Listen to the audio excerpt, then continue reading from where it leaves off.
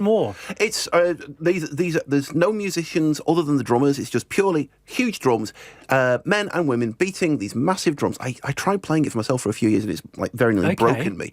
I mean, the word kodo means heartbeat, and that's what you're basically getting is a pulse.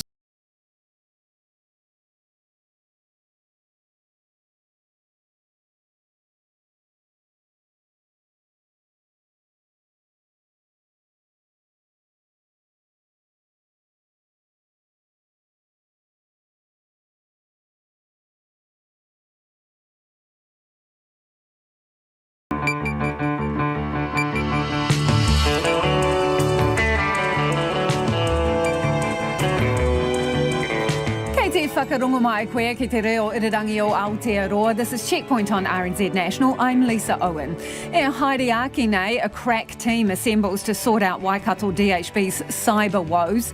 The health board's left hunting for its own cancer patients after losing access to its files. If that's you, get in touch with the DHB. We'll have the details.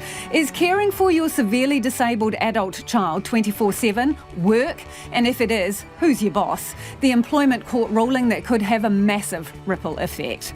Right now, the government doesn't have enough Pfizer to vaccinate everyone due a jab, and it can't say exactly when more is coming. As Melbourne's COVID cluster grows to 15, health officials here chase down recent arrivals. And a touch of Yoko Ono in Whangarei. RNZ News at 5. Kia ora, ko Susana Leata tēnei. Top government officials have been called in for a crisis meeting in Wellington as the cyber attack on the Waikato DHB continues.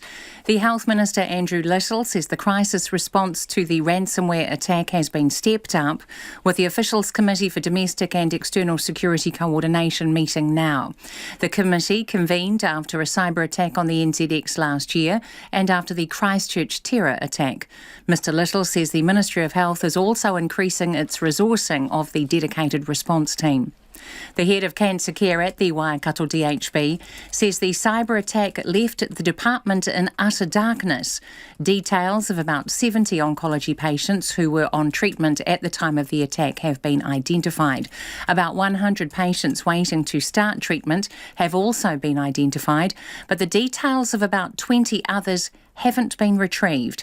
Radiation Oncology Clinical Director Christian Hatopeno says the department is entirely reliant on computerised systems. We were in complete darkness. All our machines and all our computer systems are inoperable. We could not access any present or previous data about the patients on treatment, patients that we have seen, etc. Dr Hatopeno says there is considerable pressure on the system, but staff at Waikato Hospital are working hard to ensure patient safety. A New Zealander who is associated with Islamic State will return to New Zealand after their passport or citizenship of another nation was revoked. Suppression orders prevent their name being published, Ben Strang reports. The person will be under a 1-year interim control order, the first time such an order has been used under the Terrorism Suppression Act. It means their internet and financial activities will be closely monitored by the police, and they aren't allowed to possess a passport or any travel documents. In a High Court judgment, Justice Ellis says there is a real risk the person could engage in terrorism-related activities in New Zealand, most likely by offering financial support or by promoting ISIL's agenda to others. The person's lawyer says they don't pose a risk under the Act, but accepts New Zealand authorities need time to make that assessment themselves. This is Ben Strang. The Prime Minister says the decision on extending the 72-hour pause on the travel bubble with Victoria won't just be based on any increase in cases. The COVID-19 cluster in Melbourne has grown to 15, with 6 new cases announced today. A formal review of the bubble pause will be made tomorrow. The Prime Minister, Jacinda Ardern, says the number of cases won't be the only factor considered. The same way here in New Zealand, we don't set a threshold around numbers. What we look for, regardless of whether or not it's 1 case or 10 cases, what we look for is whether or not they're linked, whether or not there's a known origin for the cases. All of that demonstrates whether or not it's something that's controlled or whether or not it's a wider outbreak. The Director General of Health says anyone who has recently been in Victoria should watch for COVID-19 symptoms and get tested if they have any doubts. The Reserve Bank says the economy still faces uncertainty as it deals with the COVID-19 pandemic. The bank held its cash rate steady at a record low 0.25% and says it will keep monetary policy loose to support the economy.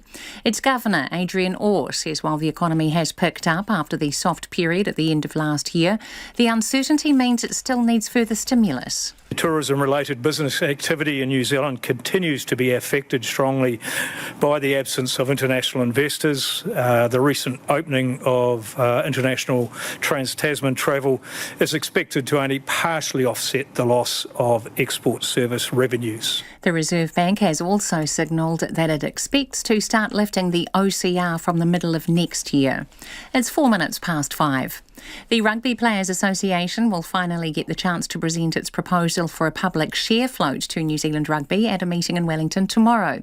Recently, the Players Association and investment company Forsyth Barr made public an alternative to the proposed $387 million deal NZR is pursuing with US private equity firm Silver Lake.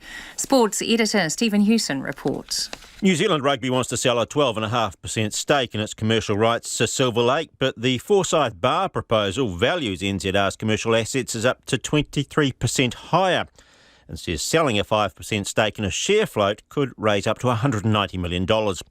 New Zealand Rugby maintains it's already considered a share float, but it doesn't stack up.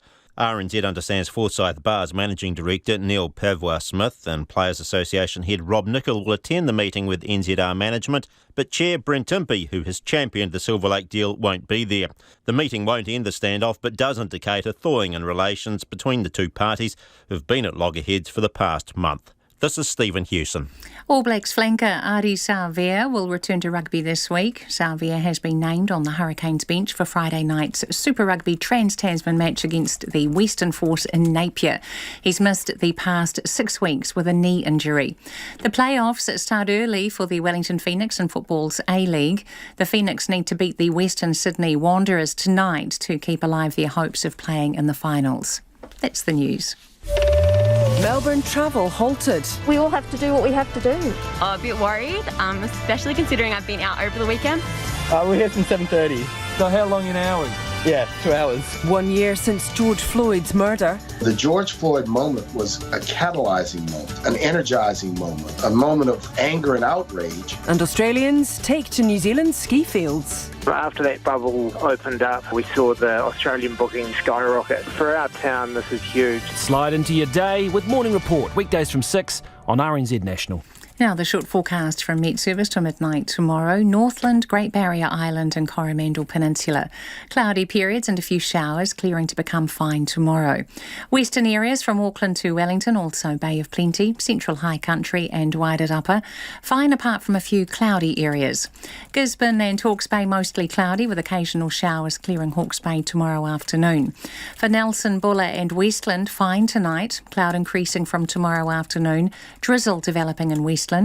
Marlborough, Canterbury, Otago and Southland mainly fine with overnight frosts inland, high cloud later tomorrow and scattered rain developing about Southland in the evening. Fiordland, cloud increasing, drizzle developing tonight, turning to rain tomorrow afternoon or evening with a few heavy falls. And Chatham Islands, cloudy periods. RNZ National at 5:07. Thanks, Susana. Tēnā koutou katono, mai haere mai ki Checkpoint e tēnei rā. This is Checkpoint, ko Lisa Owen tēnei. An urgent high-level government meeting is taking place tonight as the Waikato DHB continues to be in the grip of a massive cyber attack. The Health Minister, Andrew Little, says the government has stepped up the crisis response.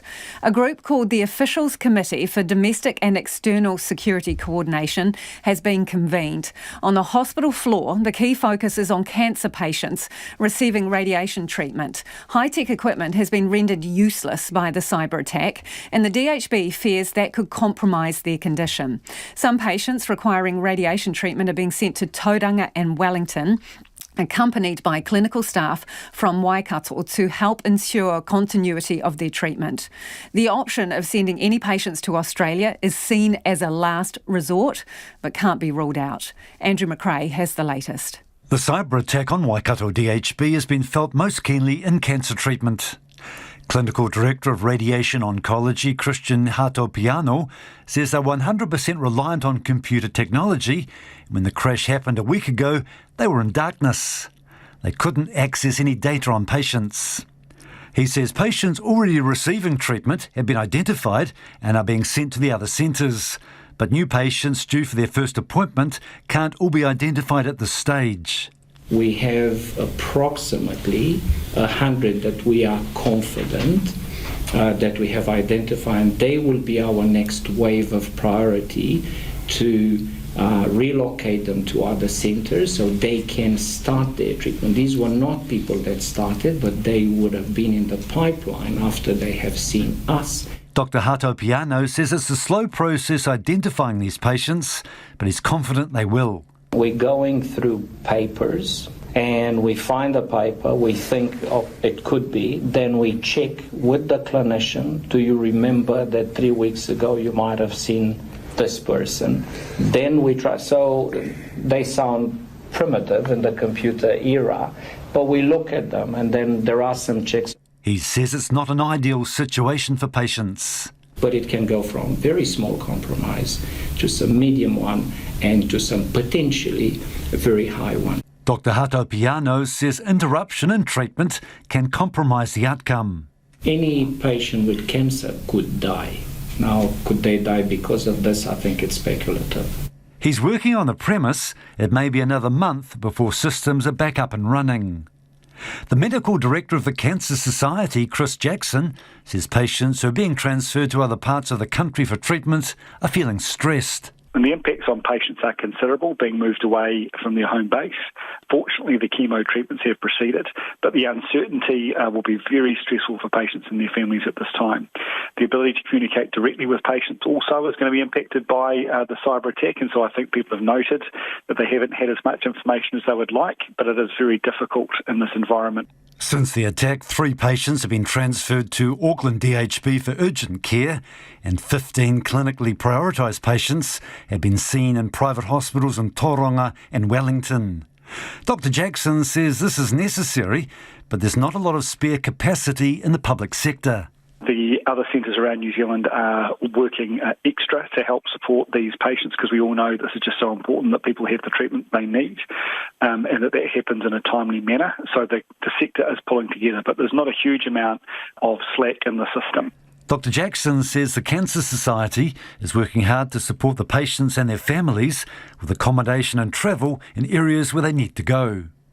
The Chief Executive of the Waikato DHB, Kevin Snee, says there's still no definitive time frame around getting the system back online. The recovery period could last 4 months, but the incident itself, we should be in a better position to comment over the next few days on when we're likely to have things back up and running. But I am certainly going to run into next week. Health Minister Andrew Little says the crisis response to the ransomware attack has been stepped up, with the Ministry of Health increasing its resourcing of the dedicated response team. In Hamilton for Checkpoint, Ko Andrew McRae-Tene. It's 12 minutes past 5 and you're with Checkpoint on RNZ National. Still to come on the programme, the Employment Court ruling that could have a massive ripple effect for whānau carers. The COVID-19 vaccine rollout for the wider public has been pushed back until the end of July, but the government denies it's a delay. The initial schedule signalled the general population would begin receiving the Pfizer jab from July, widely interpreted as the beginning of the month. But the Ministry of Health says not so. Here's our Deputy Political Editor, Craig McCulloch. The ministry laid out its vaccine schedule in early March, border workers first, then frontline workers, those at the highest risk. Group 3 went live in May. That's anyone over 65 or with an underlying health condition. Everybody else was eligible from July. But on Friday, the Health Ministry quietly updated its website and added some words. Instead of from July, it now reads from the end of July. July is July, so it'll still be from July. From July is very clear. That is sometime in July. Which includes the end of. The Director General of Health, Ashley Bloomfield, says it's not a delay, or a clarification. Part of our job is to make sure as things get more certain that we provide that certainty, and that's what the intention was of saying, yes, it's going to be in July. It looks like it's more likely to be late July. That's because New Zealand is waiting on some major shipments of the Pfizer vaccine to arrive in the country. The COVID-19 response minister, Chris Hipkins, says those supplies are needed in order to ramp up the program. They're due to turn up at some point after July, but the exact dates have yet to be confirmed. It may mean that we have to slow down a little bit at the beginning of July to make sure we don't get into a position where we run out if we're not getting a reasonably sizable delivery early in July. That uncertainty's holding up Group 3 too. That's those over 65 or with underlying health conditions. Their vaccine start date was initially May, but less than 49,000 people in the group have received the jab so far. RNZ last week revealed that the Canterbury DHB was holding off vaccinations for Group 3 for at least another month. I think it would be fair to say things are a mess. National's Chris Bishop says he gets contacted nearly every day by people confused and concerned about when they'll be able to receive a jab. He says it's not good enough from the government. They need to be very upfront about the fact that the program is now being delayed. It's not good enough to just quietly update a website and hope nobody notices. I accept that it may not have been the best way to convey that information, but what I can say is that was not trying to hide or obfuscate anything. The government hopes to have some more specific delivery dates from Pfizer in a week's time, at which point it will be able to give even more clarity to the public. From Parliament for Checkpoint, Craig McCulloch. And joining me now is COVID Response Minister Chris Hipkins. Minister, have you misled the public or just overpromised in terms of the timeline for the immunisation delivery? I think neither of those things are a correct description. We've always said to people that not everyone would be able to get the vaccine straight away and that we would have to sequence the delivery of the vaccine. We're currently in Group 3. Group 3 has over 1 million people in it, and our supplies through to the end of June basically give us enough vaccines to vaccinate about 600,000 people. So we will get people vaccinated as quickly as we can. We said that the bulk of the population will start to have access to the vaccine from July onwards. They absolutely will. Until we get a confirmed delivery schedule for Pfizer from July onwards, it's difficult to lock down the exact kind of sequence and what that might look like.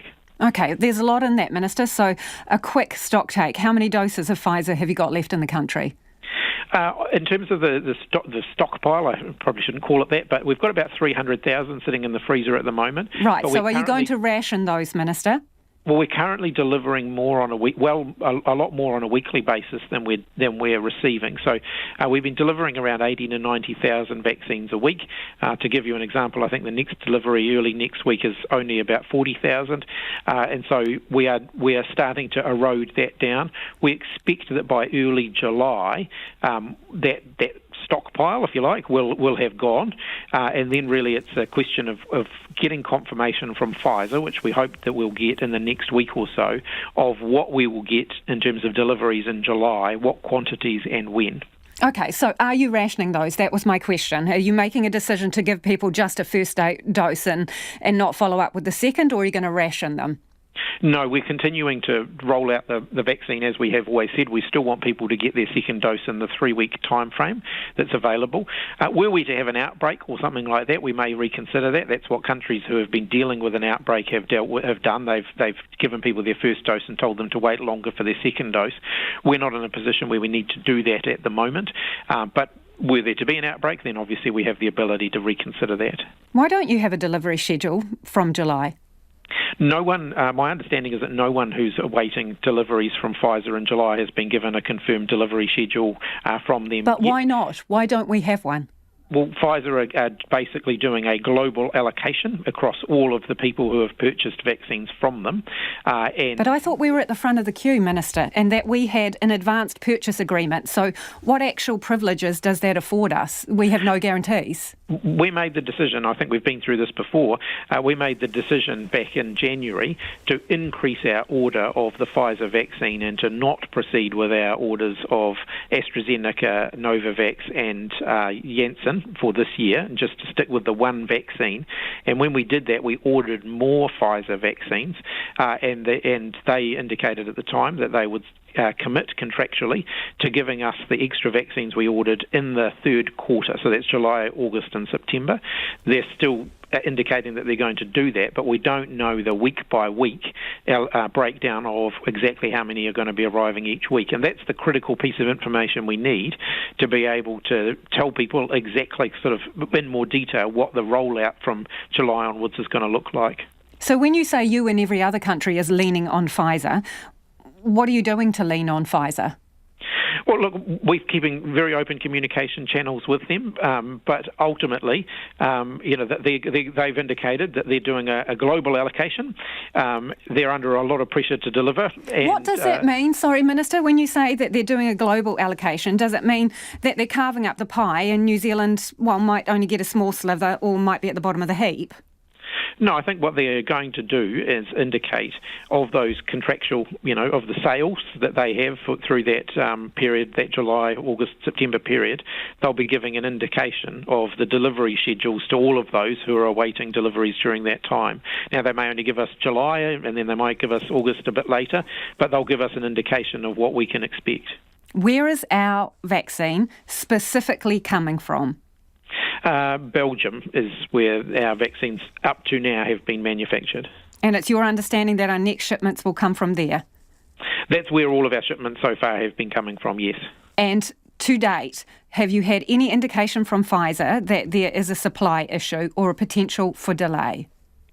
They've indicated to us that they will deliver us our vaccines as they are obliged to do in the third quarter. Like I said, it's the week-by-week breakdown that we don't yet have. So Group 3, that's everyone 65 plus, people with disabilities and health conditions, right? 1 million people.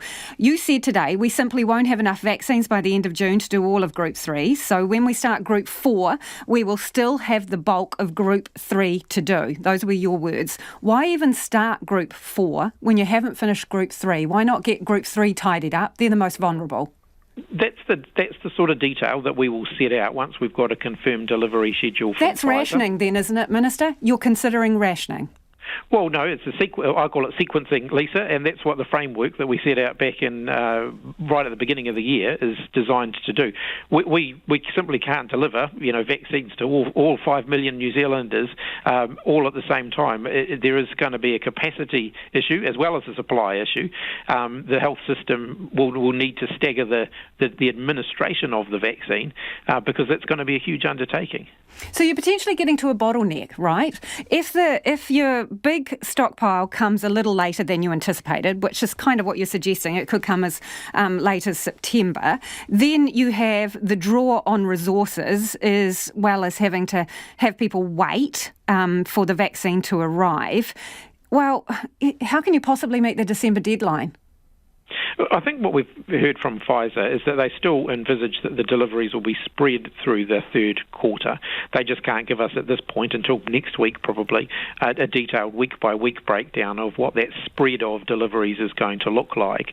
In terms of whether we should be doing Groups 3 and 4 simultaneously, there's elements of simultaneousness in the way we've delivered the Groups 1, 2 and 3 to some extent at the same time. But we will be able to provide a bit more clarity for people around when they can expect to be able to get their vaccine once we know exactly sort of what quantities are arriving and when. But you've just said that you accept that there will be pressure on infrastructure, having enough vaccinators, I'm presuming you're meaning, and enough locations to filter these people through if you get a bulk delivery later. So are you going to meet that December deadline that you said everyone would be vaccinated by? I'm very confident that we will have the vaccines and that we will have the capacity to be able to deliver those vaccines so that every New Zealander has the opportunity to get a vaccine by the end of the year. That's slightly different language now, isn't it, Minister? So are you walking that back? No. What we've always said right from the beginning is that ultimately whether all New Zealanders are vaccinated by the end of the year is going to come down to all New Zealanders. So if people come forward for the vaccine, they will certainly have the opportunity to get the vaccine by the end of the year.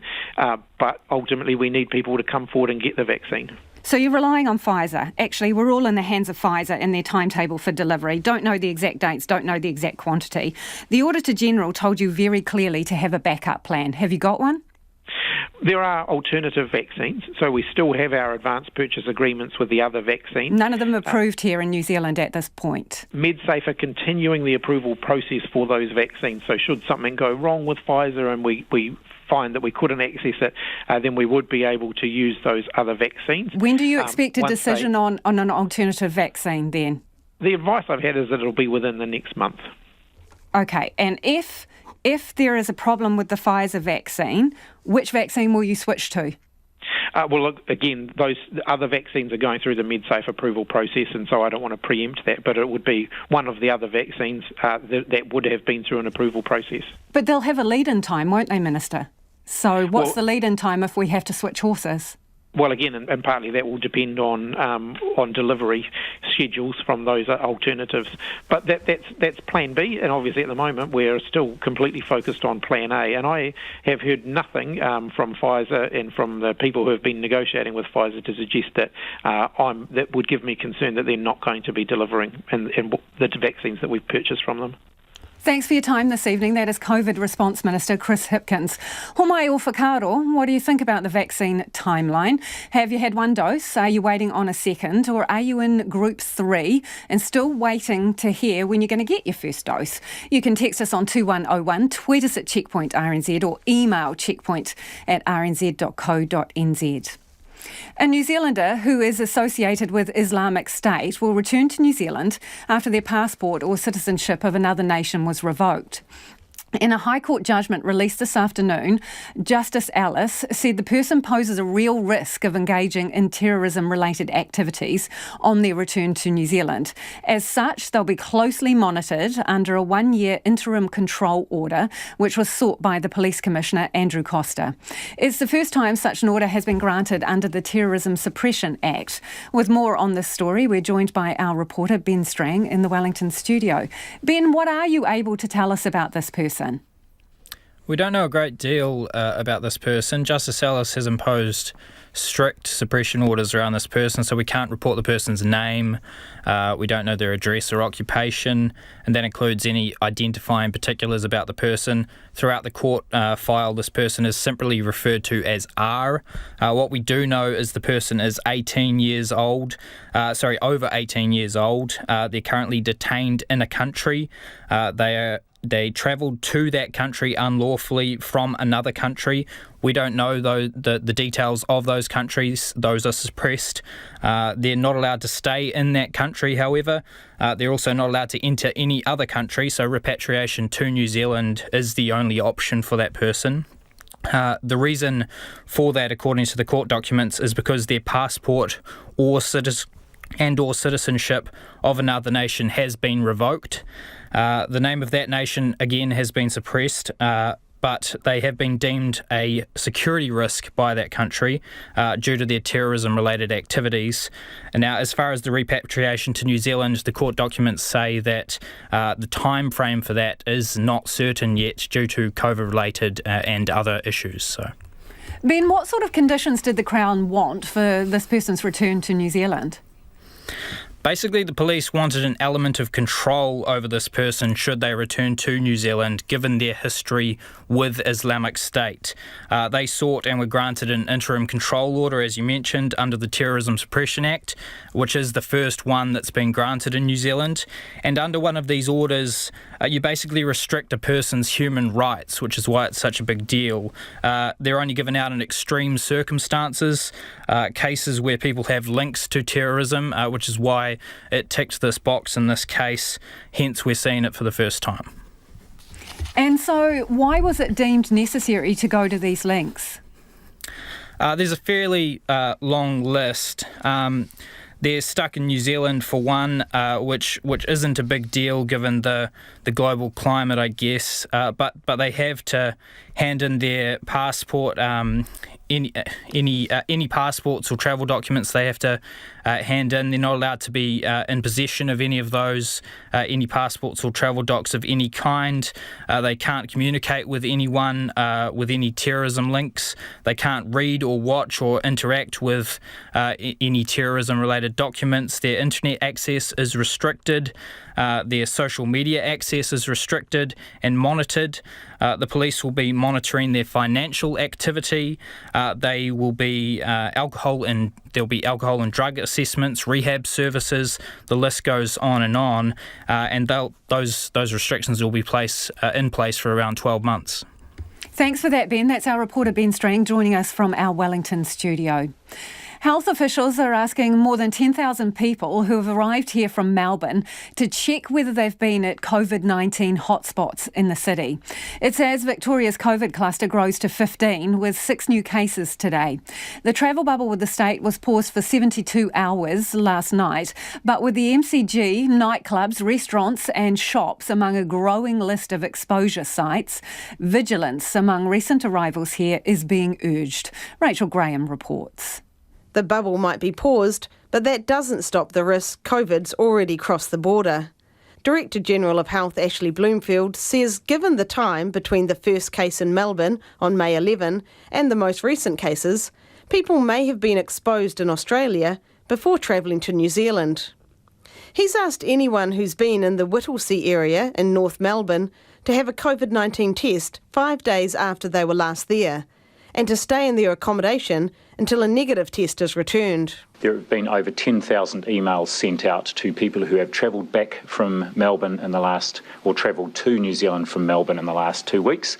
Those emails went out yesterday with information. We've had 2 people who self-identified that they had been in a location of interest, and they have returned negative results. Ashley Bloomfield says it's very important anyone who has been in Victoria since May 11 keeps an eye out for any COVID-19 symptoms and has a test if they have any doubts. COVID-19 Minister Chris Hipkins says it's too early to talk about contingency plans or quarantine for returning travellers from Victoria. Look, at this point, we have a pause. If the pause were to continue for a period of time, then we would start to think about contingency planning. But at the moment, it's just a pause. We're acting completely consistently with the framework, which is that we've always said to people, you could be there for a period of time in the event that we needed to pause for a longer period. Prime Minister Jacinda Ardern says the rising number of cases doesn't mean the bubble pause will be extended. The same way here in New Zealand, we don't set a threshold around numbers. What we look for, regardless of whether or not it's 1 case or 10 cases, what we look for is whether or not they're linked, whether or not there's a known origin for the cases. All of that demonstrates whether or not it's something that's controlled or whether or not it's a wider outbreak. Ashley Bloomfield says ministry staff are in close contact with their counterparts in Victoria. He says they are reviewing the situation daily, but will have a formal review tomorrow, 48 hours into the 72-hour pause to the travel bubble with Victoria. For Checkpoint, this is Rachel Graham. The Reserve Bank is keeping the economic ship steady, holding the official cash rate at record low levels and carrying on its bond buying and cheap lending programs. But for the second time in a week, prediction house price growth, let's get it in the right order, will stall soon. Governor Adrian Orr says the economic recovery, domestically and globally, is continuing, but the single biggest factor holding that in balance is, you guessed it, COVID-19. Jordan Bond reports. The Reserve Bank is holding monetary policy steady and each week getting more confident the global recovery from COVID-19 will go to plan. Here's Adrian Orr, the Governor. Confidence in this outlook is rising, and really that's more related to the fact that some of the extreme negative shocks or possible shocks are waning as the COVID vaccine progress rolls out internationally. But despite this, Mr. Orr says COVID still poses significant downside risks, and all projections are conditional on containment. So money will be cheap for some time to encourage investment. But the factors driving house price growth are slowing or even reversing, including reduced immigration, more building and tax changes. Mr Orr expects growth to stall. Our projections are that house price growth slows significantly and soon. We're projecting zero quarterly growth rates at the level of house prices basically go sideways from the middle half of this year. This view was mirrored during last week's budget when Treasury predicted house price growth to be just 1% next year. The founder of home loan company Squirrel, John Bolton, says the government's policies to boost supply and slow price growth are working. The market's definitely starting to soften, and you would expect that. You know, the Reserve Bank's pointing to the fact that we haven't had high levels of immigration. The level of building activity at the moment is really high. And probably, the sugar rush from low interest rates is starting to wane as well. He expects prices generally to stabilise, but said in investor-heavy areas, including parts of Auckland, prices could fall if they exit the market. Westpac Bank's acting chief economist, Michael Gordon, says there's a shift in tone from the Reserve Bank, with no mention today of cutting the OCR further to support the economy. I think they're getting past the point where they sort of worry about the possibility of sustained lockdowns here as we're getting into, further into our vaccination program. So that option of taking the cash rate below zero still exists if there is another shock, but the fact that they kind of took it out of their statement this time just suggests that they are thinking more about the upside risks to inflation than to the downside ones. The Reserve Bank's forecasting the cash rate to rise from September 2022, but to remain under 1%, still historically low, until mid-2023. It expects inflation to rise in the short term and then level out at about 2% per annum in the middle of its target range. Businesses' sentiment, it says, is also on the up, with unemployment low and companies confident in hiring and investing, but it's all COVID conditional.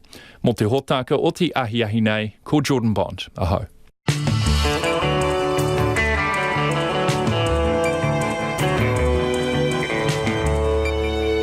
E te iwi e haere ake nei e a checkpoint. The Privacy Commissioner warns other DHBs to get their house in order following the Waikato cyber attack. COVID's already threatening the Olympics. Now the Games are battling climate change too. The new trades training program with a kaupapa Māori framework and a touch of Yoko Ono hits whangarei. Ho mai o whakaro, get in touch about anything you've heard on the program this evening. We're drowning in a tsunami of feedback about the vaccination program, so get your thoughts to us too. Text us on 2101. Tweet us at Checkpoint RNZ or email checkpoint@rnz.co.nz. It is time now for the headlines with Susanna. The COVID-19 response minister says there are no concerns about the delivery of COVID-19 vaccinations from manufacturer Pfizer. Chris Hipkins has told Checkpoint that it had about 300,000 doses on hand. He says Pfizer will confirm their delivery timetable by next week, and he had not heard of any issues about the supply as of yet. The Health Ministry says that the rollout for the general population will likely begin in late July. Mr Hipkins says it will get people vaccinated as quickly as they can.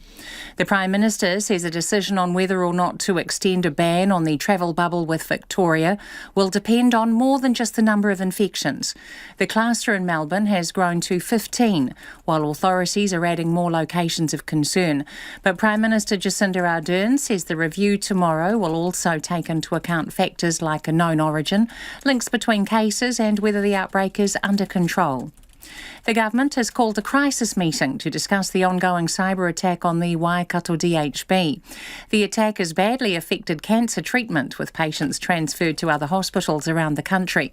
The head of cancer care at the Waikato DHB says the attack has left the department in utter darkness. A New Zealander who is associated with Islamic State will be placed under strict control conditions for at least a year when they return home. The person, who has name suppression, will return here after their passport or citizenship of another nation was revoked. The control order, the first of its type under the Terrorism Suppression Act, will see them closely monitored by police while they aren't allowed to possess a passport or travel documents. The Reserve Bank says the economy has picked up after the soft period at the end of last year, but there was still a way to go before it raises the official cash rate from its current record low. The bank, however, has hinted it could look at raises by the middle of next year. Those are the latest news headlines on RNZ National. Our next news and weather update is at 6. Thanks, Susanna. No mai hoki mai. Turning to business news now with Nona Peltier. Nona, let's start with Fletcher Building. Fletcher says their business, is strong enough to start returning capital to shareholders? Yeah, $300 million worth. They're going to buy back some shares in the market. They're just basically standing in the market, taking back those shares from shareholders. And that's a big number, and really it's because the company has done a pretty good job of turning itself around. You might recall a few years back there was a number of big losses that saw their chief executive, the former chief executive, go, and the chair of the company step down. They had lost about $1 billion or so with two big projects. One was the International Convention Centre, and the other was the Justice Precinct in Christchurch. Anyways, with that behind it, the company says it's in pretty good shape. Its first half was good, its second half is all right, and they're expecting that their operating earnings, that's their underlying profit, to be in the range of between 650 and 665 million, and that's excluding, extraordinary items. So that's a pretty good result for, that's not a result, it's just a forecast. But their share price rose 3% today on that news. So good news for Fletcher Building and their shareholders. What about Fonterra and the new season's forecast Farmgate milk price? Well, that's an interesting one too. Now, we know that dairy prices have been going up, and this is a record forecast for the new season. So Fonterra is expecting to pay $8. That's the midpoint of their range per kilo of milk solids. Now, that's a big number, too. It's only $8, but when you look at how that flows through to the economy, that's $12 billion. So it's a big... In terms of in farmers' pockets, yes, and then out right. into the community, exactly, basically. Well. Exactly. And, so that they have had bigger payouts in the past, but this is a forecast. So we could go higher even, and big numbers again for Fonterra. And, overall, the company is, pretty bullish about where that supply, the demand for milk powder is going.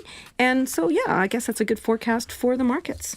And what else has been going on the markets? Well, you may have heard earlier the Reserve Bank came up with their monetary policy statement, and basically for the first time in a while has set out a timeline for interest rate hikes, and that's the official cash rate. So they're looking at raising the rate from the middle of next year, say September 2022, to maybe 0.5%, and then that's currently at 0.25%, and then going up to about 1.8% in 3 years' time. That's in the June quarter of 3 years from now.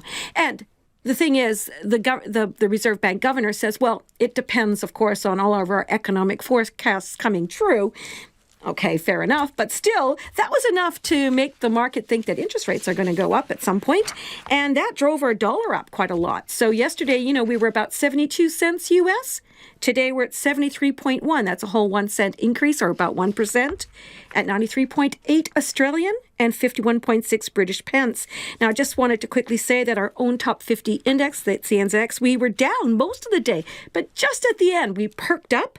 We rose 6 points to 12,347. There you go. Thanks, Nona. Nona Peltier with Business News. A mother looking after her severely disabled son 24/7 could be in line for significant compensation and lost wages after a court ruled she's an employee and her boss is the Ministry of Health. Christine Fleming looks after her 40-year-old son Justin around the clock. He has Williams syndrome, a genetic disorder that causes developmental delays and medical complications, and he can't be left alone. Ms Fleming has survived on a benefit rather than accepting Ministry of Health funding because that would have left her financially worse off. Now, the employment courts ruled she is a home worker, having been her son's primary carer since birth. And now the Ministry of Health knew that she was doing that work. Her son Justin lacks the mental capacity to employ her, so the ministry is effectively her boss. And that means Christine Fleming's entitled to lost wages, holiday pay and potentially other compensation. Disability advocate Jane Carrigan helped take the case. The employment court was being asked to look at the conduct of the mother in this matter, who provides a very high level of disability support and care for her adult son, then to look at the conduct of the Ministry of Health and to say, is this woman an employee of the Ministry of Health because of the sort of work she's doing and the way in which she receives her funding? And the courts have said yes, she is. Why does that matter, Jane? There isn't the support out there for people, and the government seems to think if they fling a little bit of money at you, you're happy. But it's not just about creating an employment relationship. It's about asking the government, please, please, please look at what you're doing to people. Christine Fleming, who is the person who this case centres around, was looking and is looking after her severely disabled son, Justin, right? That's correct. Everybody seemed to agree, except that he requires 24/7 supervision. That's but correct. she never applied for any particular disability funding. In fact, she got a benefit instead because it left her financially better off. So why is she considered, and why is the court deemed her to be an employee, and why do they say the Ministry of Health is her boss, in essence? Well, number one, we did try and apply for funding, but Christine rejected it because she was offered 22 hours a week, which would have left her worse off than she was on the supported living benefit for the care of the sick and infirmed, or whatever ludicrous title it is. The fact of the matter is, in order to get the benefit, and your means tested, so in order to get the $325 a week or whatever it is, you have to show that you are caring for someone 24/7 and that your care and support is keeping that person out of a hospital or a residential care. So they know. Even the Ministry of Social Development are aware that these people are providing very high level of care. They fling a little bit of money at them, and who benefits from that? Not necessarily the person who's being looked after, not the carer, but the Ministry of Social Development and the Ministry of Health. They don't have to pay someone else to do it. They will pay other people to do it, but when it's a family doing it, they walk away and they say, natural supports. So in terms of what Christine Fleming might be entitled to, what's the sort of tick list? Wages, lost wages? There would be lost wages. There would be numbers of hours worked. There would be annual leave. There would be sick leave. Again, she has a grievance, so there will be compensation. My belief is that this decision has the capacity to meaningfully change lives. And that was disability advocate Jane Carrigan. Now, Dana Cox is Justin's older sister. She says the family is trying to get their heads around the decision, but it's a relief to get some recognition. Talking with the lawyers today, they're pretty stoked. They feel that Mum's won her argument, which is absolutely fantastic. For us, that's awesome because it just kind of proves that someone's actually listening. I guess that parents in Mum's situation are actually, they're being exploited. So for them to finally acknowledge today that, that Mum, shouldn't be employed by my brother is just massive. So let's talk about your mum and your brother. Yeah, you would have watched her caring for your brother for years. 40 years. Yep. In practical terms, spell it out for us. What is that like for her? Look, honestly, it's not easy. It's 24/7. Justin is capable in certain areas, but it's the areas that he's not capable in. So, to try and put it in a really easy way for people to understand, it's like looking after a 4-year-old. A 4-year-old can put their clothes on, of course they are. But like, for example, the same as a 4-year-old, my brother would wear the same things for a month until you told him that they stink or they're dirty and that you shouldn't wear them anymore. Just can't, he has toilet issues that he needs assistance with. His balance, his physical side, he needs care with. He could go to the bench and get himself a glass of water, but he couldn't make himself a cup of tea. So Justin to try and work out how to turn a jug on and the heat factor, you wouldn't ask a 4-year-old to do that. You can't ask Justin. So she's, I guess, there constantly almost behind him and supporting. And I mean, just in his whole, they're very routine focused. So when routine doesn't work well for Just, he gets quite distraught and doesn't cope very well. So if Mum misses things with his routine, that actually impacts him on his day-to-day care. What has that meant for your mother over the years in terms of, decisions she's made, things that she's been able to pursue and do that she may personally want to? 100% she has to put Justin first. So I guess, I look at that, I got to grow up and I got to leave home and go and live my life, and my mum never got to have that with Justin. So what she has done with him has been 100% dedicated her life to him. So she can't just go, hey, I want to go up to the shops and have lunch with my girlfriend, because she can't just leave Justin at home. So he has to be with her constantly, unless, of course, she can get some care assistance or anything else like that. So she has dedicated her life to looking after him. And how easy is it for her to get a break? Very difficult to get a break. There has been less and less over the years of support things for Just to do. She's really involved with him, so she's always worked really hard to try and get him into extracurricular activities, because once they get to a certain age, education things stop. So she's always worked really hard to try and get Justin into, for example, like a swimming group or a dance group or an art class.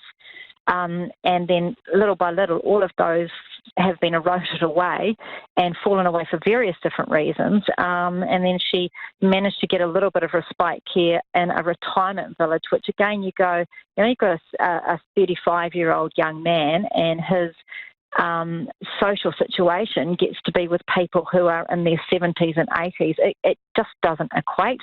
And all of that has then ended up stopping with COVID, because obviously rest homes, a lot of them stayed at level 4, so they weren't allowing outside people to come in. So he lost that too. So it's not easy. So, Dana, clearly you love your brother and your mum loves her son, completely. But is looking after him work? It's constant work. So you think if somebody was caring for someone in a facility, they're making their lunch, they're cooking their breakfast, they're doing their dinner, they're washing their clothes, they're helping them bathe, they're cleaning their bums. Look, as harsh as that sounds, it's work. She can't go and leave the house and go and get a job, because she has to work to look after Justin. So should she be financially compensated accordingly, as if it were a job? Damn straight she should. I mean, if Justin was 18 and normal and could leave home and had the capability to go and do that, she could then go out into full-time employment.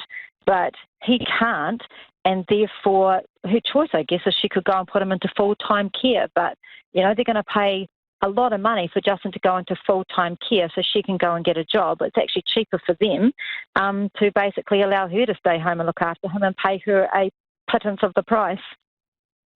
What's your mum thinking about the decision? How's she feeling today? Look, honestly, I think she's a bit stunned.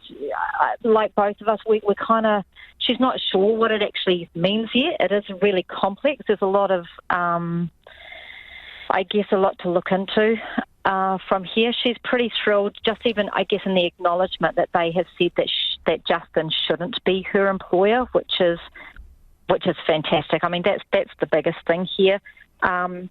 Or a massive thing to have that actually acknowledged is really huge. And look, I guess the big thing too is it's not about, this is actually just about a small group with high and complex needs. It's not about general disability, and she's not trying to change that. This is just a small group that have fallen through the gap, that there needs to be a little bit of a different version of support, therefore, and stop trying to put everybody into one box. So I guess it feels today like that's been acknowledged, so I think she's pretty happy. That's Dana Cox, and Health Minister Andrew Little says the government is considering the judgment and will take advice on any further steps. He says, I acknowledge Christine Fleming and her son Justin. It's unfortunate they have been caught up in a policy clearly unfit for their circumstances. Even though I'll need to carefully consider the court's judgment and take advice, I acknowledge the court considering whether the parties should go to mediation to consider the specific circumstances of this family. The government is considering a new policy for long-term sustainable support for families in these circumstances. In addition to that, there is a current review of support for the wider disability community, and that statement was from the Health Minister, Andrew Little. It is 9 minutes to 6.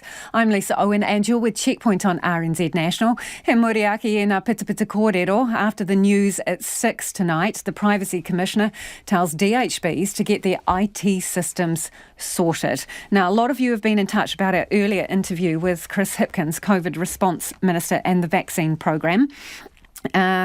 First from this listener, they haven't even done Group 1. This person says, 91-year-old mother in a retirement village has no idea when they're getting vaccinated.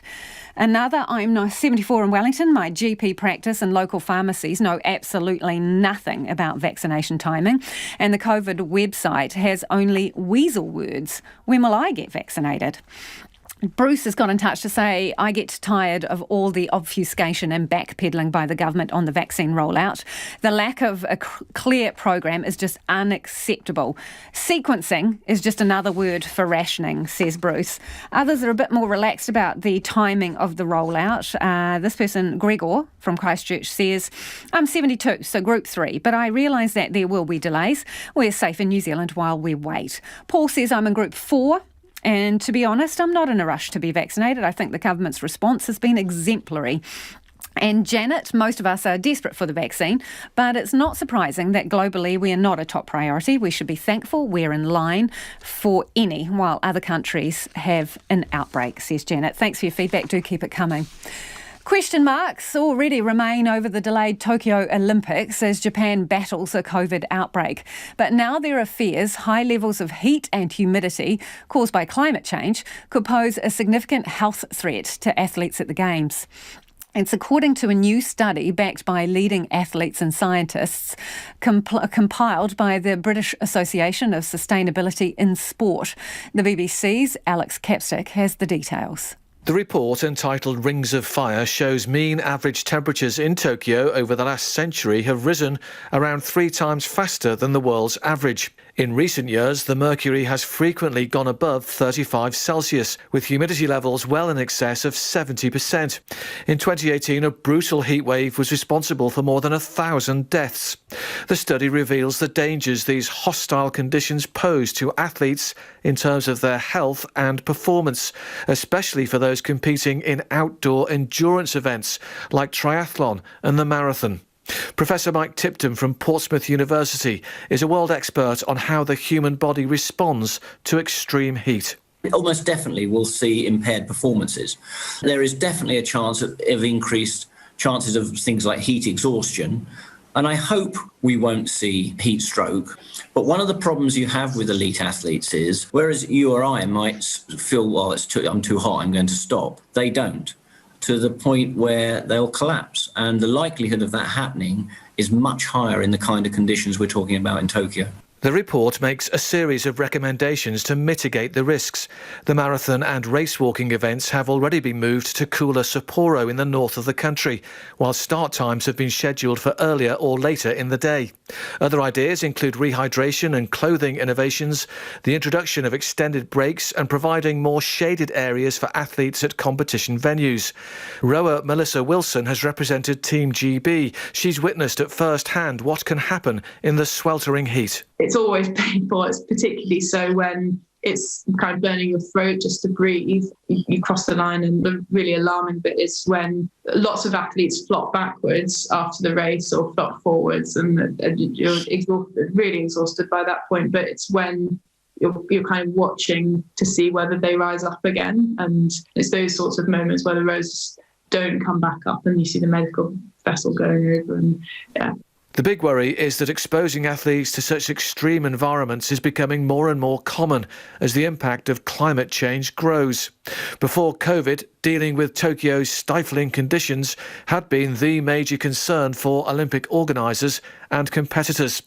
With the Games now looking increasingly likely to go ahead, the issue has re-emerged as a hot topic. The BBC's Alex Capstick there. The artwork of a top international artist and well-known musical muse is set to be unveiled in Whangarei this week, and it's all about fixing things. Yoko Ono, the renowned artist, peace activist and widow of John Lennon, is showcasing her work, Mend Peace. It's thought to be the first time Ono's installations have been showcased in Aotearoa. Our reporter Nita Blake-Person went to check it out. Imagine there's no heaven. Yoko Ono is often imagining different ways of doing things. The co-writer of this famous track and creator of groundbreaking artworks now wants visitors to Whangarei Art Museum to use their own imaginations for her work. So the instructions are mend with wisdom, mend with love. It will mend the earth at the same time. So you can kind of interpret that any way you like. The museum's curator, Simon Bowerbank, is reading the simple framed instruction for Yoko Ono's Mend Peace, hanging on the gallery wall. Next to them sit plain white tables covered in smashed crockery alongside some glue, string and tape. What to do with them? Well, that's the art part. There's going to be a lot of people sitting at tables, assembling cups into sculptures. I think a lot of people will probably try to recreate the original cup from the pieces that they see. And they have quite basic materials like there's PVA, tape, twine and scissors, so it's not particularly easy. The mended pieces are then displayed on shelves and stored around the room, which is designed to feel dreamlike. The act of mending is meant to promote reparation and bridge the gap created by violence, hatred and war. Marketing manager Tessa Payton hopes it will go beyond just the gluing and fixing. As well as the physical act of mending, they can think about wider concepts about healing, deeper meaning of healing, as well as the physical act of it while they're making the pieces. The Whangarei Art Museum has been in touch with Ono's studio about every detail of the exhibition, down to the whites of the tables. Eventually, some of the repaired creations will be sent back to Yoko Ono in the United States, but Simon Bowerbank says the rollout has so far been pretty simple. Most of it was fabricated here, so all they really sent was the instructions in an email, and everything else was fabricated in Whangarei, so it was kind of the perfect artwork for COVID. It's a big deal having the world-famous artist work on show in Te Tai Tokoro, and Simon Bowerbank hopes there will be more like it. It's pretty significant. I mean, we're trying to kind of bring exhibitions to Whangarei that the public might otherwise have to travel to Auckland to see. So yeah, this is the start of that. The exhibition will run until August. In Whangarei for Checkpoint, Corneta Blakeperson, Aho.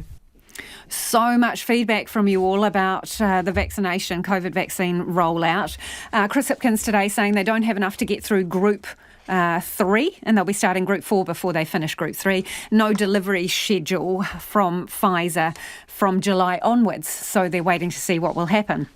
This listener says, yesterday I went to my medical centre. My GP told me that the centre had absolutely no idea when they'd be supplied. He, like me, is in the old age group, and he said that he was unable to get vaccinated at a nearby vaccination centre. He had been given a time, 2 hours in the queue, and then the vaccine ran out. Me not being vaccinated is one thing, but the GP, followed by 3 question marks. In Christchurch, this listener says Group 3 for COVID jab, nothing yet. Canterbury DHB says beginning of July for Group 3, not good enough. Another listener says, my husband and I are in Group 3, ADHB region, and have no idea when we will receive the vaccine. RNZ News at 6, ngā mihi nui ko Susana Leata tēnei. The government denies its COVID-19 vaccine rollout has been delayed, despite the start date for the wider public being quietly changed to the end of July. The initial schedule said the general population would be eligible for the Pfizer jab from July, widely interpreted as the beginning of the month. Here's our Deputy Political Editor, Craig McCulloch. It's not a delay, more a clarification. That's the line from the Director General of Health, Ashley Bloomfield. Both he and the COVID-19 Minister, Chris Hipkins, say the new guidance is simply giving more certainty to New Zealanders. They say they are reliant on major shipments of the vaccine arriving at some point in July before the program can ramp up. National says it is clearly a delay and the government should be more upfront. From Parliament, Craig McCulloch. The Prime Minister says a decision on extending the 72-hour pause on the travel bubble with Victoria won't just be based on any increase in cases. The COVID-19 cluster in Melbourne has grown to 15, with 6 new cases announced today. A formal review of the bubble pause will be made tomorrow, but Jacinda Ardern says the number of cases won't be the only factor considered. She says when they look for what they look for is whether the cases are linked and if there is a known origin, and those factors indicate whether it is controlled or a wider outbreak. The Director General of Health, Ashley Bloomfield, says anyone who has recently been in Victoria should watch for COVID-19 symptoms and get tested if they have any doubts. Top government officials have been in a crisis meeting in Wellington over the continuing ransomware attack on the Waikato DHB. The Health Minister is describing calling in the Officials Committee for Domestic and External Security Coordination as stepping up the response. The committee convened after a cyber attack on the NZX last year and after the Christchurch terror attack. Waikato DHB is transferring cancer patients to other parts of the country for treatment. It's been 1 week since the DHB's IT system was targeted by Conti ransomware, which has put radiotherapy equipment out of action. Kate Gregan reports. About 70 patients were being treated at the time of the cyber attack. Of those, 3 patients have been transferred to Auckland DHB for urgent care, and 15 have been seen in private hospitals in Tauranga and Wellington. The clinical director of Waikato DHB's Radiation Oncology Service says there is considerable pressure on the system. It's identified about 100 patients waiting to start treatment, but the details of about 20 others haven't been retrieved. Chief Executive Kevin Snee warns the situation is not going to be resolved quickly. This is Kate Gregan. Some COVID-19 vaccination centres have been buffered from problems with the Waikato DHB cyber attack because they're running their own IT systems. Samoa's incoming Prime Minister has asserted her claim to power, accusing the minority party of undermining the country's dignity. The majority Fast Party has been blocked by the caretaker government from entering Parliament since Monday. Fast went ahead with a ceremony in a tent outside Parliament where its leader, Fiame Naomi Mataafa, was sworn in as Prime Minister. She says caretaker Prime Minister Tuila Epa Sailele Malia Lengao's refusal to stand down is shameful. When the arrogant refusal to concede power, a power which is given by the people, becomes a grubby international incident, then our caretaker has dragged us all to his lowest ebb, and he and all his sycophants must go, and go quickly. The Supreme Court will hear a constitutional challenge by the Attorney General to Fast's swearing in tomorrow. The economy looks to have turned the corner as the Reserve Bank downplays the prospect of further cuts to the official cash rate. In its latest policy statement, the RBNZ kept the official cash rate at 0.25% and maintained its bond buying program and low interest loans to support the economy. But for the first time since the pandemic emerged, the central bank has not mentioned the prospect of further rate cuts to support the economy.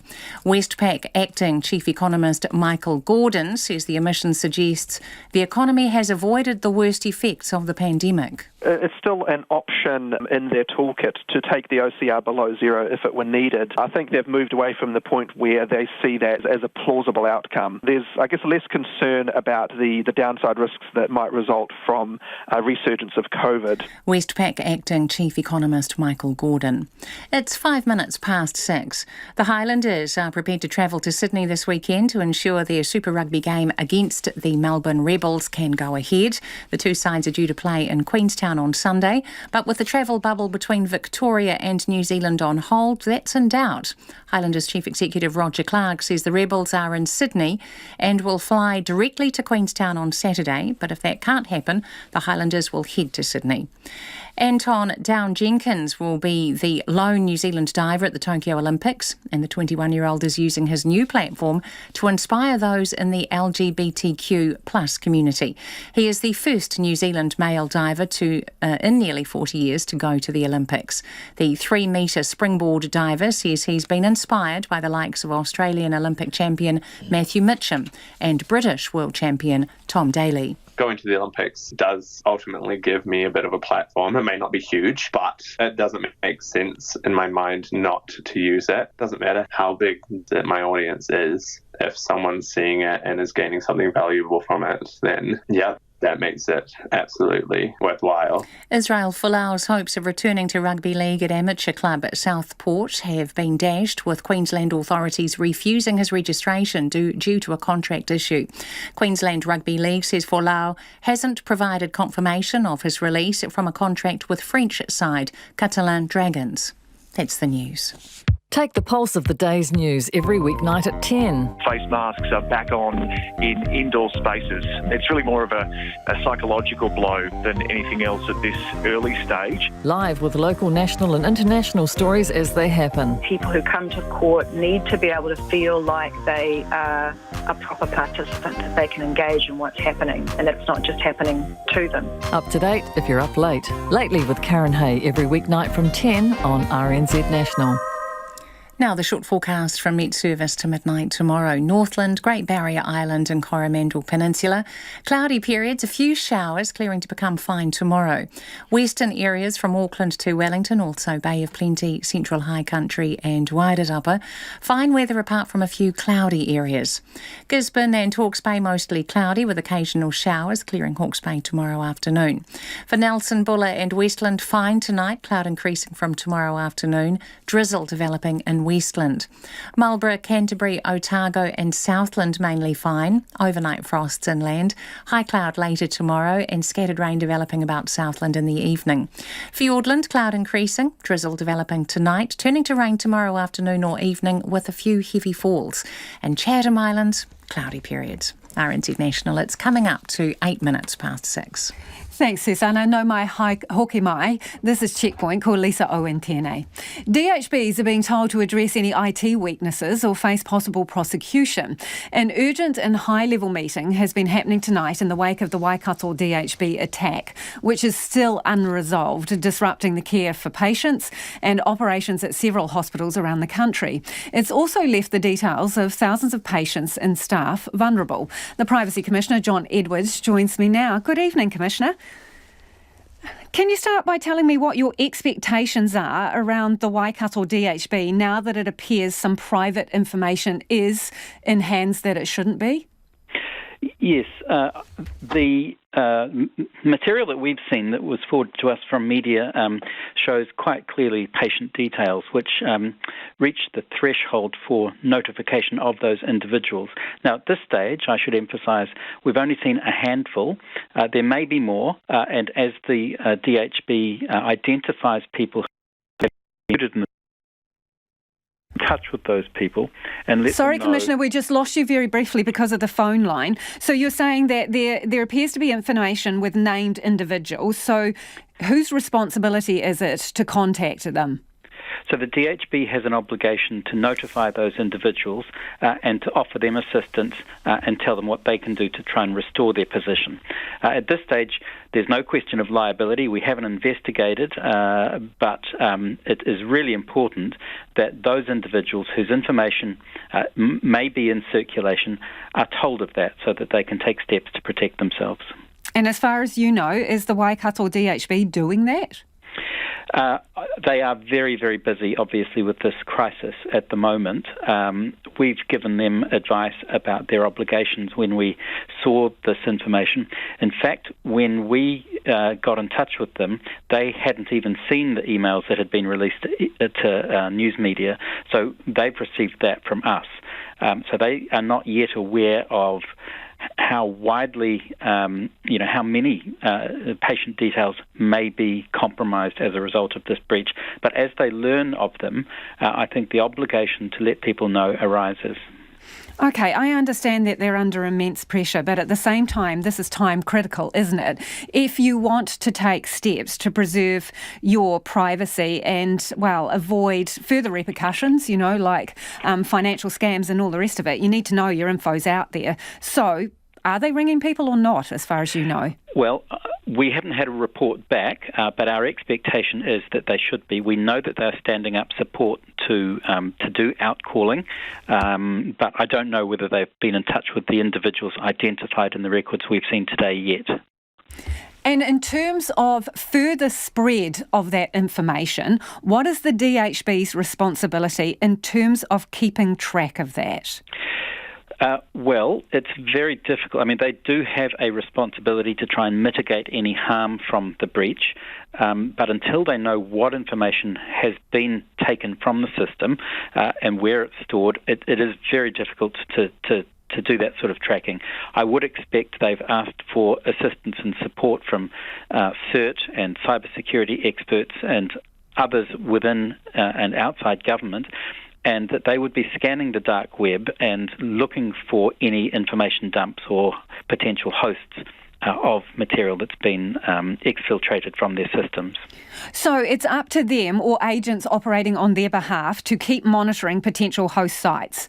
Yes. Okay. What are the possible repercussions or penalties here? I know you say that there's no investigation to determine liability at this point, but what are the potential consequences? Sure. The Privacy Act doesn't actually provide penalties for these kinds of breaches. The only penalty regime is if they fail to notify my office of a breach, and they have certainly met that obligation. There is a compensation regime, so if anybody suffers any harm as a result of having their information lost, and it is shown that that is a result of some failure to adequately secure that information, then the DHB could be liable to meet that compensation. The other new regime that was added to the Privacy Act just in December last year was an ability for my office to issue compliance notices. Now, if we saw that either Waikato or any other DHB was failing to take steps that had been prudently advised to it by cybersecurity experts, for example, we might issue a compliance notice requiring that they now do so. We would then be able to come back and check, and if they hadn't complied with that, we could prosecute under that compliance notice, and that could result in a fine of up to $10,000. Have you issued any compliance notice to the Waikato DHB? No, we haven't, because we don't know what we would be asking them to do in terms of rectifying the fault. I'm not sure that they've found the source, the weakness which enabled this intrusion. So there's nothing yet for us to demand be fixed. So when you say if any DHB has not done does not have adequate security, what's adequate? Well, the law is pretty general on this. It says you've got to take such steps as are reasonable in the circumstances to ensure the information is secure. In health, we consider that to be a very high bar. So if there were unpatched systems where vendors had issued recommendations for patching and these had gone unpatched, I would say that probably approaches the threshold of failing to meet their reasonable obligations. What about insufficient staff training so someone doesn't click on a phishing email? Yeah, I guess we could have infinite hypotheticals, and it's really difficult, and I'm not sure if it's all that helpful. I'm just interested to see where your bar is. Well, certainly, we would want to see what kind of training was offered, and we would consult with security specialists to see what industry standards were. We would be looking at any security standards for an IT system and seeing whether they were met. We'd be looking at the frequency of audit and the involvement of external agencies in penetration testing and the like. Does the fact that some private patient information now seems to have been circulated to media outlets and has been, taken from the Waikato DHB system, does that not in itself suggest that they have breached privacy regulations?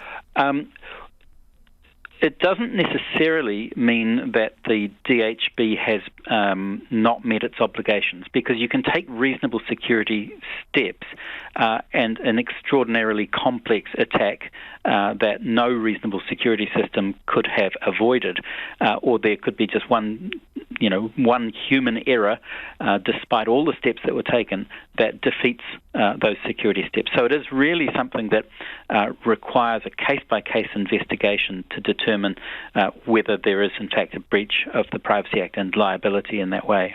So are you putting all DHBs on notice? Certainly we're saying that our expectation is that they check any audits, that they check those asset management plans and make sure that their security systems are as up-to-date as possible. And we'll be asking for some of that assurance. So why just the DHBs? Because there's obviously lots of other critical government agencies and entities that hold, huge volumes of private information and essential information. Yes, you're absolutely right. Well, there's banks, there's insurance companies. Right across the economy, there are stores of highly sensitive information. Now, we don't have the capability to demand to audit all of those. We don't have the legal power to audit them. And we can't be everywhere issuing compliance notices to every business. So to a certain degree, we have to respond to situations like this and try and communicate the lessons learned out to other similar agencies and make sure that they raise their game and don't fall victim to the same threat. So how are you testing whether the DHBs are doing what you're asking them to do here, which is to make sure that they've got the doors locked in terms of their cyber security? So you're asking for them to address IT vulnerabilities. Are you going to seek specific assurances? Well, we're yet to determine our sort of response plan to this, but there were reports on Radio New Zealand this morning that some DHBs have security vulnerabilities in their systems that they've been notified of and have not been rectified. Now, if that is the case, we will be asking for information about the plan, asking for assurance, and it may be that we issue a compliance notices requiring that they act if they haven't acted in a timely way. Really appreciate your time this evening. That is the Privacy Commissioner, John Edwards there. A new trades training program with a kaupapa Māori framework at its core is underway in West Auckland. The first intake of students are on site at Auckland's Hōʻānau Waititi Marae, where tikanga and mātauranga Māori are incorporated into their practical study. Te Aorewa Rolliston has more. Tools in hand and te ao Māori amongst the unconventional education space. This is how students learning trades at Hōʻānau Waititi Marae work best. They're picking up skills in carpentry, paint and plaster, plumbing, gas fitting and drain laying, and building 2 new classrooms for the kura on the marae. For Taylor Rikiana, alongside picking up skills, the distinct mātauranga Māori framework is particularly encouraging. She says it's been amazing learning on the marae. With our marae, it's totally different. We're in the middle of the city and it doesn't look like it. It doesn't feel like it. What is it like to learn here? It's amazing. It's totally amazing to learn here. This is where I'm from. This is where my home is. So this is where we can actually shine as Māori and Pacifica. And I just encourage them to come down. If you're scared of tertiary, education in those really high spaces, this is not like any other, so just no maharamai. Rihia is the partial care officer as well as a tikanga mentor. She says it's great the students are able to receive a basic knowledge of tikanga while carrying out the trades training program. The students are probably the favourite part.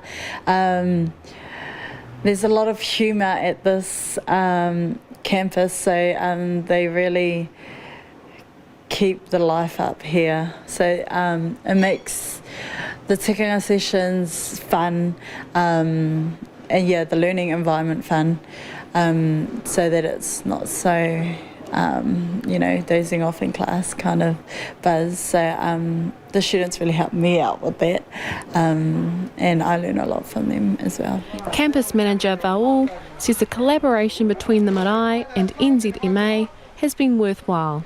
It's because tikanga Māori is woven into the education space. He says the partnership between the two providers means students are preparing for the workforce in a welcoming environment. At the end of the day, it's about aligning our values with our students, and if we are talking the same language and we are behaving in the same way, it's somewhere that they can feel like is home. It's somewhere that they can feel safe, first and foremost, and education comes with it. So for us, it's making sure that we create a space that's of value and a space that allows them to be themselves. So that's something that's definitely a benefit coming through the marae. Risha jumped at the opportunity, as she's always wanted to do a trades and training course. And do you think learning in an environment which has a kaupapa Māori sort of framework like this is helpful? Does it encourage you to learn? Yeah, definitely, because we get to learn a new culture. And for me, culture is everything, because I want to keep my culture. And same as learning Māori is amazing because we do it every Thursday. We learn new things, we interact with people. Some people are Māori, they don't know their culture, so it's nice knowing everything. Risha dreams of kickstarting her own business one day. She says other young people and rangatahi just need the confidence and should give it a go. For her, it's about everyone feeling that they too can pursue education at a tertiary level. But definitely I want to encourage people to get into things like this. It's very, very exciting. If you're a girl, you're nervous, just go for it. You're going to build your confidence, you know? Like, look at me, I had no confidence at all, but I'm doing it. Like, it's really, really fun, exciting environment, definitely. Mo te hōtaka o te ahiahi nei, ko te Aotearoa Rolleston tēnei. It is 22 minutes past 6 and you're with Checkpoint on RNZ National.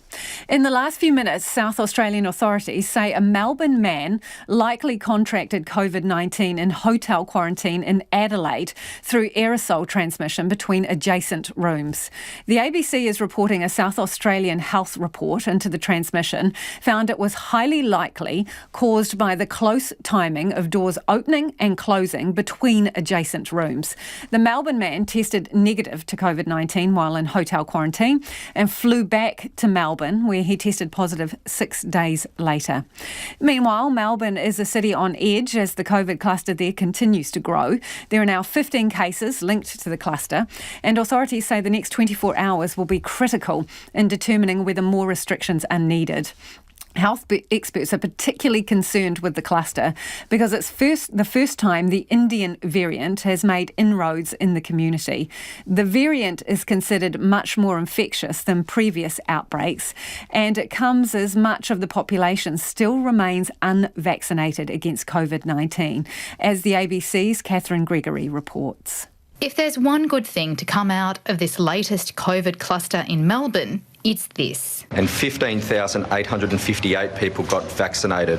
That's our biggest single day yet, so my thanks to everyone. Victoria's Acting Premier, James Merlino. Australia's vaccination program has been very slow, partly due to supply problems and also vaccine hesitancy.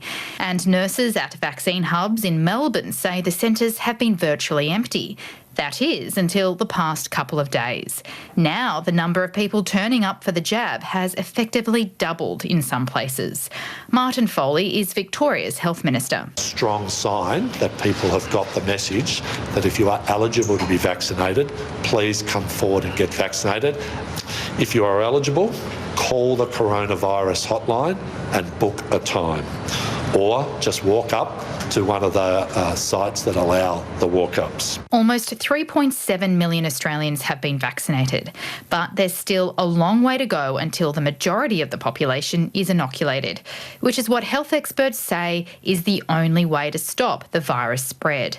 Professor Raina McIntyre is an expert in biosecurity at the Kirby Institute. The key is actually achieving mass vaccination. The more people are fully vaccinated around the whole world, that reduces the selective pressure for emergence of variants, which means, we've got to think about supporting countries that don't have as much access to vaccines as well. The benefits of this would be felt at home. That's because the much more infectious Indian variant is behind the Melbourne cluster. It's the first time this strain has seeded significantly in Australia. The Indian variant is considered 50% more infectious than the UK one, which is already more infectious than the original virus, which plunged Melbourne into months-long lockdown last year. Some estimates have put the R0, the reproductive number, possibly as high as 7, which means that any outbreak will be potentially more difficult to control. Professor McIntyre says Victorians also need to watch for other symptoms with this strain. Is a bit more atypical in the way it presents, so more abdominal and gastrointestinal symptoms than respiratory symptoms. It can still present with the respiratory symptoms, but it may present with tummy aches, diarrhoea, etc. And fever may or may not be present. The other concern about this variant is that the vaccines we have available in Australia are slightly less effective against it. Both the Pfizer and the AstraZeneca have 33% effectiveness after the first dose. But that rises to just about 88% for Pfizer after the second dose and 60% for the AstraZeneca after the second dose. But it takes time to get those 2 doses and build immunity. Booster vaccines will help boost our response to the variant, and Professor McIntyre says work's being done on a universal coronavirus vaccine that'll cover all virus strains. But it's no guarantee, which comes back to her message that vaccinating the entire globe, particularly especially people in developing countries, is the only way to stop the emergence of these variants. And that was Catherine Gregory. A handwritten notebook of Emily Bronte's poems, which has been hidden in a so-called lost library for nearly a century, is to be sold at auction. The manuscript, with pencil corrections by her sister Charlotte, is the only surviving handwritten copy to feature some of Emily Bronte's most famous poems. The BBC's Rebecca Jones reports. It's a modest-looking notebook, smaller than a paperback. But open it up and there, in Emily Bronte's tiny, neat handwriting, are 31 poems. Dr Gabriel Heaton, manuscript specialist at Sotheby's, says they're magnificent, if melancholic. The first poem opens, "Loud without, the wind was roaring," which is something that could come straight from Wuthering Heights, really, isn't it? There are a lot of windswept landscapes and gravestones and references to death and mourning. They're not cheerful poems. But they are mind-blowingly interesting, according to Claire Harmon, Professor in Creative Writing at Durham University. She also believes they played a crucial role in the literary careers of the Bronte sisters, prompting them to begin work on their novels. Emily had written the poems in secret in 1844 with absolutely no intention of publishing them. After stumbling upon them, however, and finding them extraordinary, Charlotte had other ideas.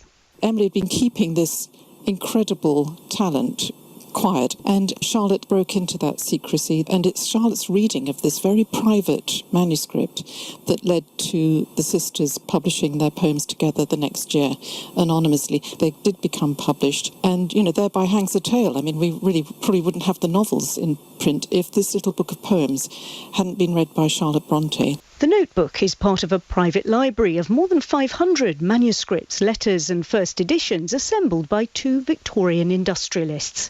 It also includes the Bronte family's much annotated copy of A History of British Birds, a book made famous in the opening pages of Jane Eyre.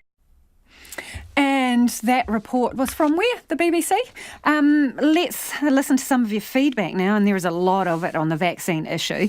I find this one really interesting. This person says they're in Group 3, double organ transplant on immunosuppressants, and have no indication of when they are to have their first vaccination, and they're in Auckland. Someone else says, re the COVID vax, I'm in Group 3, live in the Coromandel. Tried to get info from Waikato DHB, was told this week they're still doing Groups 1 and 2. Their website, no use. I wonder why that is. Local surgery told me Group 3 may not be until July. To be fair, they're dealing with a few issues at the moment. Someone else says, nearly 76, live in Hamilton, so DHB disruption probably stuffing up any plans they may have. Tried twice to get a date for inoculation and only answer is don't know. Now I hear might be delayed into July. Typical bureaucratic bungle, they say, with 3 exclamation marks. And another listener says, just heard Chris Hipkins, load of excuses about the vaccine. We're in Group 3 and are looking forward to being vaccinated in May as promised.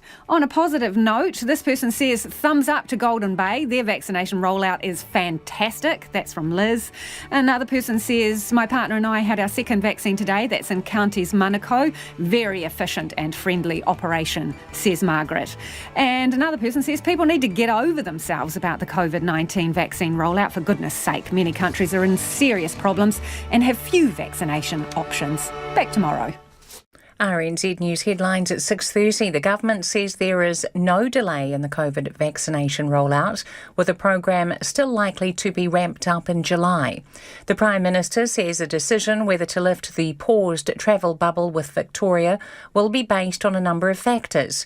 Health authorities say a Melbourne man likely contracted COVID-19 in hotel quarantine in Adelaide through aerosol transmission between adjacent rooms. Officials have been locked in crisis talks over the continuing ransomware attack on the Waikato DHB. Those are the headlines. Our next news and weather is at